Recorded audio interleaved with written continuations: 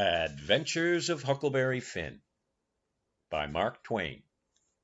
Chapter 43. The first time I catched Tom private, I asked him what was his idea time of the evasion, what it was he'd planned to do if the evasion worked all right, and he managed to set a nigger free that was already free before.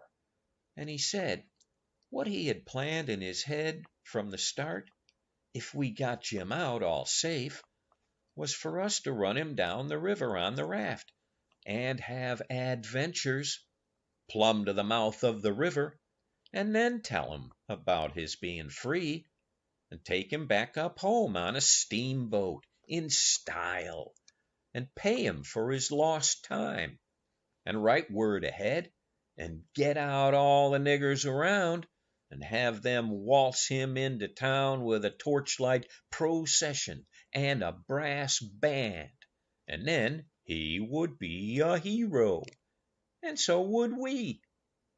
But I reckoned it was about as well the way it was. We had Jim out of the chains in no time, and when Aunt Polly and Uncle Silas and Aunt Sally found out how good he helped the doctor nurse Tom, they made a heap of fuss over him and fixed him up prime, give him all he wanted to eat, and a good time and nothing to do. And we had him up to the sick room and had a high talk, and Tom give Jim $40 for being prisoner for us so patient and doing it up so good.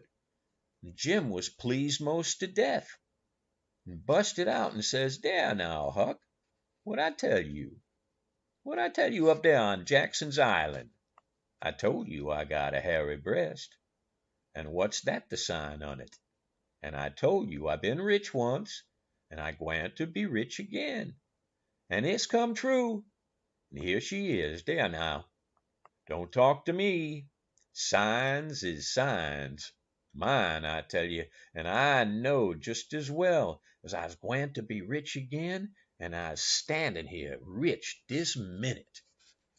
And then Tom, he talked along and says, "Hey, let's all three slide out of here one of these nights and get an outfit and go for howling adventures amongst the Injuns over in the territory for a couple of weeks or two."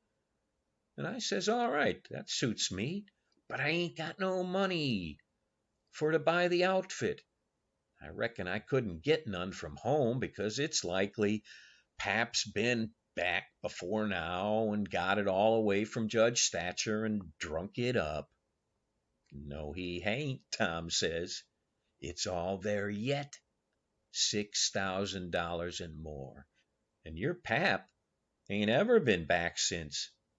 Hadn't when I come anyway." And Jim says kind of solemn, "He ain't coming back no more, Huck." I says, "Why, Jim?" "Never mind why, Huck, but he ain't coming back no more." But I kept at him. So at last he says, "Don't you remember the house that was floating down the river, and there was a man in there kivered up, and I went in and unkivered him, didn't let you come in? Well then, you can get your money when you want it, 'cause that was him." Tom's most well now. He got his bullet around his neck on a watch guard for a watch, and is always seeing what time it is. So there ain't nothing more to write about, and I'm rotten glad of it, because if I'd a known what a trouble it was to make a book, I wouldn't have tackled it, and I ain't a-going to no more. But I reckon I got a light out for the territory ahead of the rest, because Aunt Sally, she's going to adopt me and civilize me, and I can't stand it.